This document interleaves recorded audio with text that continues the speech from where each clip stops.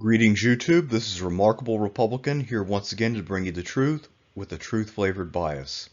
Today I'm taking a look at Yakuza 6, The Song of Life, or as I think it would be better titled, The Song of Maury. Once again, we follow the exploits of one Kazuma Kiryu as he travels around big cities in Japan like Tokyo and Hiroshima and gets into a bunch of antics, fights a bunch of bad guys, and generally tries to use his fighting abilities as a beard. So let's get into what this game is about. It is a rather complicated story, but hopefully by the end of this you will have a clear understanding of what is happening in Yakuza 6, and also you will see the inherent degeneracy of this title. Yakuza 5 has 5 different main characters who all have their own journeys. They all converge to stop a terrorist attack on the Tokyo Dome where Haruka, Kiryu's stepdaughter, for all practical intents and purposes, is putting on a concert. Up to this point, she has tried to disavow her ties with Kiryu because he is controversial. And in Japan, idols cannot have a controversial past or even date anybody. And so when she proclaims that she owes a lot to Kiryu and that he is family to her, that kills her career. Kiryu feels bad about that an association with him would be such a career death sentence, and so he decides to go to prison in order to clear his name. And I want you to understand 2 things. 1, her career is dead, he can't save it now. 2, how does going to prison save one's name? Because if you go to prison, now you have a criminal record. He already had a criminal record and just made it worse. So if anything, he's made his reputation worse. There may have been rumors about things he had done, but by accepting a sentence and then serving his time, all he's doing is confirming those rumors to be true. So the idea is totally stupid. We'll come back to that later. He's in jail for about 4 years, and when he gets out, it's now 2016. In Japan, things are not going all that well. They've had their own version of the Obama apocalypse. The Tojo clan once again are in trouble because Daigo Dojima is a terrible chief chairman, or whatever they're called, and they're at war with the Chinese Triads, who are a foreign gang who tend to use a lot of exotic weapons like claws and things like that that are difficult to fight because the Yakuza tend to only fight with their bare hands or with bikes or pipes or whatever. Meanwhile, Daigo has other enemies who have power, so he's about to go to jail, and a lot of the other senior leaders of the Tojo clan are also in jail or on their way. Majima comes to mind. And the financier Akiyama, despite being a billionaire, is now wanted by different enemies, and so rather than going abroad to wait things out, or going into hiding in like an exclusive penthouse or something, he decides instead to disguise himself as a homeless person and live in the sewers of Tokyo. So things have really gone to shit, and for Akiyama, they've gone to shit quite literally. The first mystery that Kiryu needs to untangle is where has Haruka gone? She used to visit him, and then she kind of fell out of contact. And he hasn't heard from her in a while, so he doesn't even know exactly where to start. So his task is to find someone who knows her, and then figure out where she went. So that is the initial story. He eventually finds out that she's been hit by a car, and also that she has a baby. He didn't know she was ever pregnant, but now she's got a newborn baby. She was hit by a car. During the accident, she managed to shield the baby with her body, so the baby's fine, but she's in a coma. So Kiryu finds the hospital, sees her there, and he determines that this must be about him. So Kiryu, being the narcissist, assumes that she was targeted for her association with him, that people waited 3 or 4 years for some reason, and then attacked her. So he decides to take baby Haruto for protection. And for those of you who are keeping track at home, this means that in the eyes of the general public and of law enforcement, he just abducted a baby from someone who's not related to him.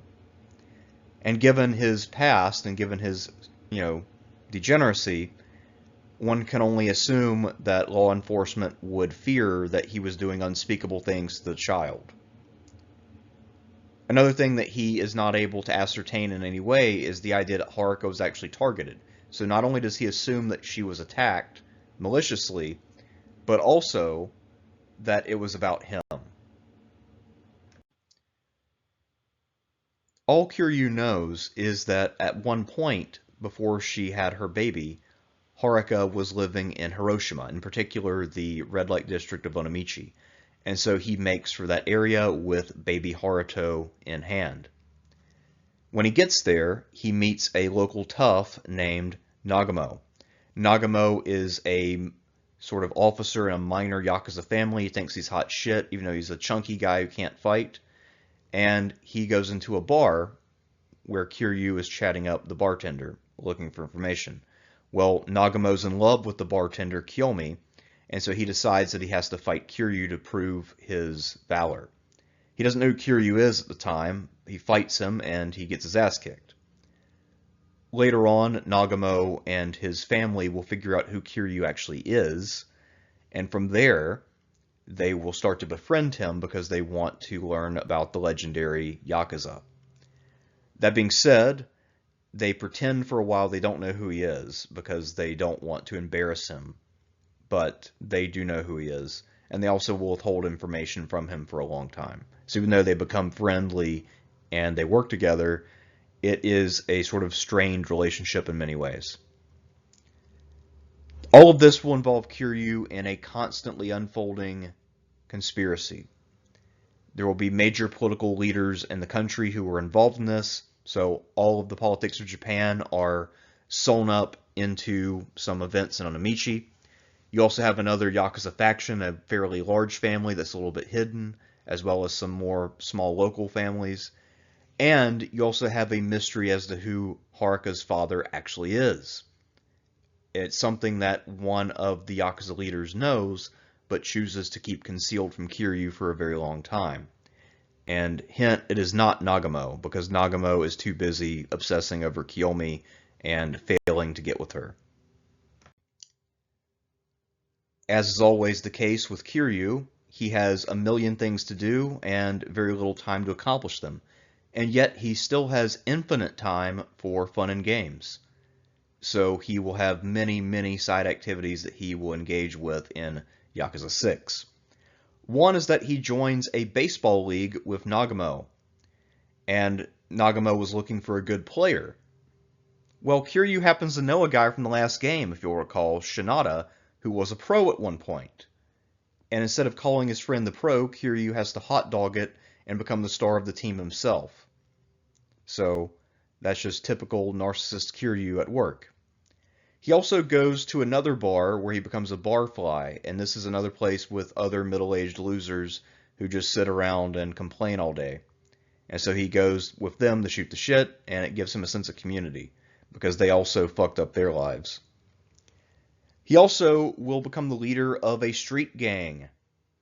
So even though he has been working for over 10 years at this point to separate himself from Yakuza life, still, he finds himself in charge of a gang that he forms to try to clear the streets of other gangs, which is just gang warfare. So again, he's not doing a very good job at keeping away from organized crime despite his best intentions.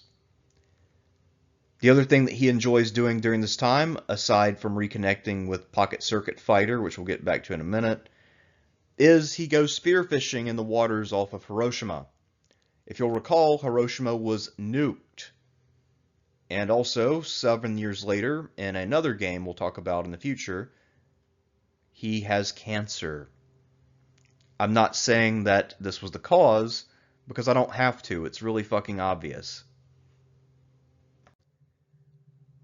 Now that we've caught up on what's happened in the wild world of Yakuza, let's consider a very simple question.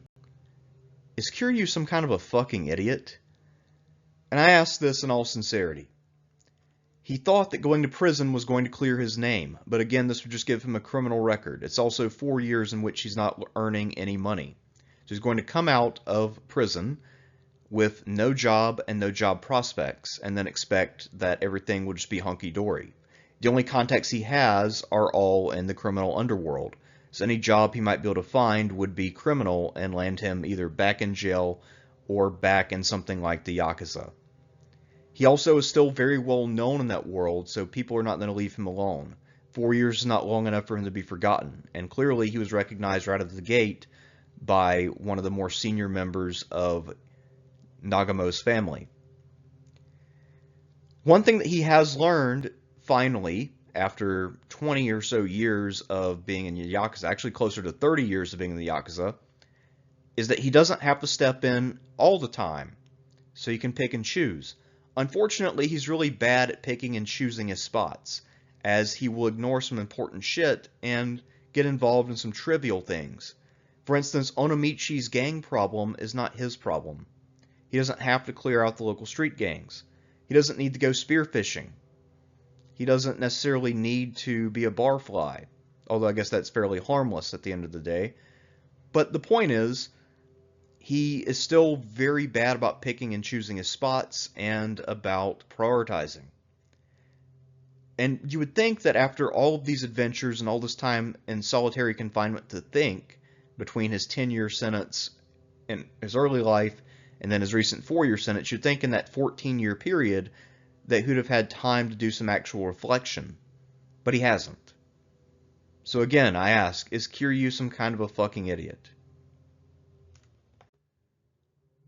We now meet the Yomei clan.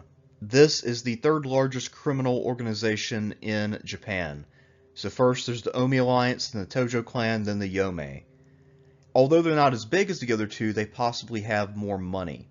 And the reason for that is that they are a very tight-run ship. They actually are run like a business.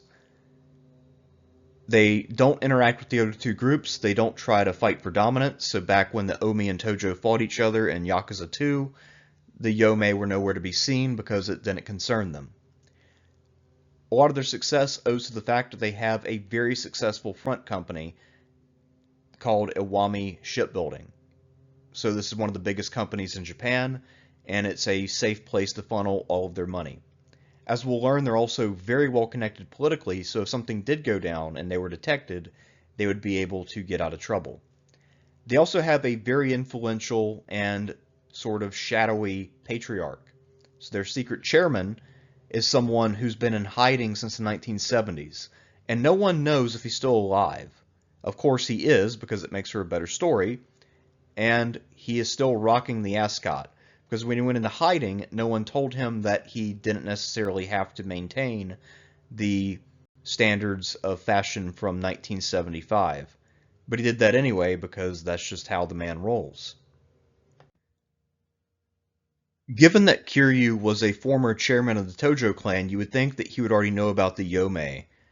However, he was not chairman for long, so apparently not. And you would also think that he would be more informed generally about the state of the criminal underworld. But again, you would be wrong. He has to go on a long investigation. Not only does he have to meet with the secret chairman, he also has to fight in a cage match shirtless with a young Korean assassin. And that was one of the gayest little fights of all time. Is in a nightclub where men entertain women too, so Stardust, yeah, the whole thing was extraordinarily gay. Kiryu will then have to battle a bunch of triads and also some Koreans. During one of his battles, there will be a fire that breaks out in the Chinatown sector. And it's only around this time that the Chinese leader reveals, as well as Chairman Hiroshi, who we'll get to in a minute, that they know the father of Haruto. So the man who knocked up Haruka is none other than Yuta. Yuta is one of the members of the local family that Kiryu's been working with. You would think, in Kiryu's mind, that he's imagining whoever got Haruka pregnant as like a real man. Instead, Yuta is perhaps the most useless character that you fight alongside of. He's bitch-made, short, can't fight, and much like Nagamo, he's completely incompetent when it comes to thinking and planning. Their grand plan on several occasions was to put on ski masks and run into hotels. So that's the level of planning that these guys are capable of. So Yuta is not only dumb like Nagamo, but also a lot weaker, smaller, and boyish. But somehow, even before his testicles dropped, he was able to knock up a former pop star. I guess Haruka grew up with some severe issues when it came to being able to find suitable male companions. To make things even worse, we learn that Yuta is the reason why Haruka and her baby were in danger. And the secret reason is that he himself is the secret backup heir to the Triads. And that they had made a secret deal with Patriarch Hirose to raise him as if he were just a normal Japanese child and keep him safe and ready in case he was needed. So we learned that there was all kinds of underhanded dealing going on for years, and that despite the fact that Yuta is totally useless and wouldn't be able to run even a small gang in Onomichi, in theory he might end up being the leader of all of the Triads in Japan, which of course would have been a total disaster. That brings me to Chairman Hirose. When we first meet him, he seems like a semi-retired man who is just lazily running his family. He's a little bit on the chunky side. He's rather lazy. He likes to sit around in his room and watch TV while his boys run around town and do stuff. He comes across as a bit disengaged. The first time we actually see him show any sign of intelligence is when he recognizes Kiryu. But given that he has been in the underworld for many years, of course he recognizes Kiryu. So that doesn't tell us that he's actually important. We learn over time that he's actually the hidden chairman's right-hand man. So he was to the chairman of the Yomei kind of what Kiryu's mentor was to the old chairman of the Tojo. And he specializes in assassination. When the secret slips out, and we'll talk about what the secret is in a minute because you won't believe it till you hear it, this man is responsible for keeping the secret secret. So he actually will shoot Jungi Han, who is the gay Korean guy who likes to show off his chest. And also Jungi Han was a professional assassin. So this old man gets to jump on this 20-something-year-old hyper-athletic phenom. And unlike a lot of assassins in the Yakuza world, Hirose doesn't fuck around. He has a handgun, and he shoots accurately from cover. So he takes out all kinds of people to preserve the secret. And in many ways, he's kind of like the Darth Vader of the Yakuza universe. So if the secret chairman is Emperor Palpatine, then Hirose is Darth Vader. But imagine if Darth Vader just looked like he was confused all the time, rather than angry. So I guess if Anakin hadn't gone in the suit, and then he just looked like he smelled a fart one minute, and then the next minute he just looked like he was thinking about something that was mind-blowing. But then, as soon as push came to shove, he'd spring into action and 3 people would die within a second.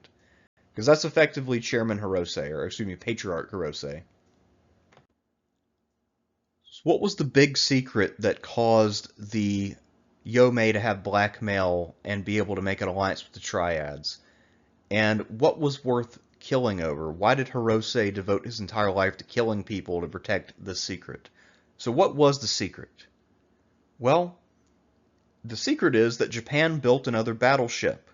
So during the end stages of the war, construction halted due to Japan surrendering, but then they funneled criminal money into the project and finished the Yamato 2. The Yamato 2 was actually completed, but it was kept hidden. And the idea is that it would completely and totally destroy Japan's reputation internationally if the US and other allies found out that Japan had been violating the peace treaty that ended the war. And so they kept it hidden. But this hidden ship, the Yamato 2, if it had been launched, would have upset the naval balance of power in the world, because this was something that no other navies had. The US retired most of its battleships after the war. And so if this thing had launched in, say, 1970, the US might have had 1 battleship left, but it would have been hopelessly outclassed. And this thing might have gone around and sunk a bunch of carriers. Or it could have been unleashed on the Soviets or something like that. We don't know. Anyway, this was a very dangerous weapon, but Japan didn't have enough other ships to back it up, so there was no chance really of rebuilding an empire. But they could have really fucked some shit up, and cause problems. Now, the people who kept it hidden and encouraged this criminal enterprise were a political faction called the Daidoji, founded by an old man named Daidoji. And the whole plot was that in exchange for silence, the criminal underworld would continue to funnel a bunch of money to the Daidoji. And that's why the Daidoji are so powerful and why they've basically ruled the country for decades. But also, this is why the Yomei have been able to create a front company and all that kind of stuff. So it's a massive corruption scandal. Another purpose it serves is that Sega is very unpatriotic. They do not love America, they love Japan. And they especially have a love boner for Imperial Japan. They also believe that Pearl Harbor was an awesome idea, and if they could just do what they wanted, they'd probably make Admiral Yamamoto the strongest character in the game, rather than Kiryu. Although Kiryu did find the bitch-ass baby daddy of Haruka's baby, and therefore succeeded technically, he created a lot of collateral damage along the way. He created a massive political scandal that rocked the whole country. And so, he feels like a failure. Not to mention, a lot of people are now dead because of his actions, at least indirectly. And so he decides that the world would have been better off without him, all along. And that the best way he can protect his family is to disappear, because they keep attacking his family because of him. This line of reasoning is deeply flawed. It would have made some measure of sense back in, say, Yakuza 4 or 5. But at this point, he was clearly still alive, everybody knew he was in prison, and no one was gunning for Haruka because of Kiryu. Even though she announced on national television that she was effectively a stepdaughter. So apparently association with him was not a super fatal thing anymore. Okay, the other problem is that Yuta and his son Haruto are still Triad princes.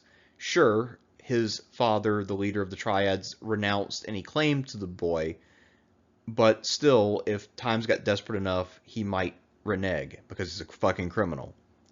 Or, some of his successors might decide to abduct baby Haruto and make him kind of a puppet ruler of the Triads. So there's still a danger from the Triads to Kiryu's family. And he's not that danger. He could help protect from that danger. But instead he decides, no, I must go into hiding. When he's on his deathbed, the leaders of the Daidoji approach him. They had tried to kill him earlier, but that clearly didn't work. And now they offer to bribe him with a bunch of money. He says, I'll take your money, but only if you help me fake my death. Because I've come to be convinced that I'm no good, and that I'm just a threat to my family while I exist, because everybody always wants a piece of me. And so, that's what happens. He goes into hiding now. He also is still of the belief that Daigo, despite 10 years of failure and weakness, will eventually become a great chairman. And he writes him a letter talking about how he's always regarded Daigo as a son, which is pretty perverse when you think about it, given that they're not very far apart in age. It would be more like a pederastic kind of son rather than a father-son. But I mean, we are talking about a guy who doesn't know how families work. Kiryu is the product of an orphanage. Speaking of orphanages, he decides to walk away from the one that he founded. And he had promised the kids he'd return. He promised that his jail sentence would end with him going back to Morning Glory to look after the kids. Now, granted, a lot of these kids are basically adults by this point, or damn near, but still, he did make a promise, and he could set up a future generation of orphans to grow up in on the island that he was living on at the time. But instead, he decides to walk away from all that because he's got more degenerate things to do, like bar fighting with shirtless Koreans and nightclubs and other things we won't get into. But that'll do it for now. So this is what Kiryu decided, and I think that I've proven my argument that the man is fucking dumb. Because none of this makes any sense whatsoever, and clearly this is not a guy who knows how to make decisions. Next time we'll see what he's up to when we look at Like a Dragon Gaiden, The Man Who Erased His Name, where we continue the story of Kiryu,